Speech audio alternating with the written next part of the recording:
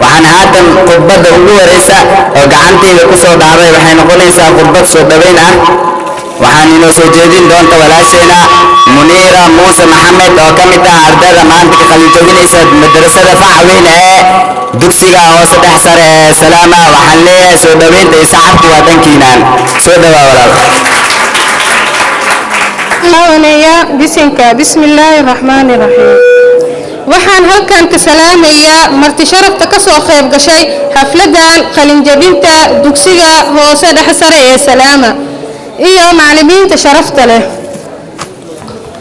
dan kasto idinka dhacdo waxaad tihiin waalidiin dhameystiran runtii idinma dhigi karno dhanka jiritaanka habeen iyo maalin idinka dhimanaya dhawaaq been ah iyo dhayal kuma hadlee waxaan dhaar idinku marayaa anagoon oo soo marteen dhib iyo dheef anagoon gudin abaalkiina allahna wax yeelaynin samaanka idinku abaabto sifadiina gaarka ah amaan suubanoo wacan iyo xubnihiina siman suuradihiina quruxda badan saadirkii idin abuuray haybad gaara idin siiyey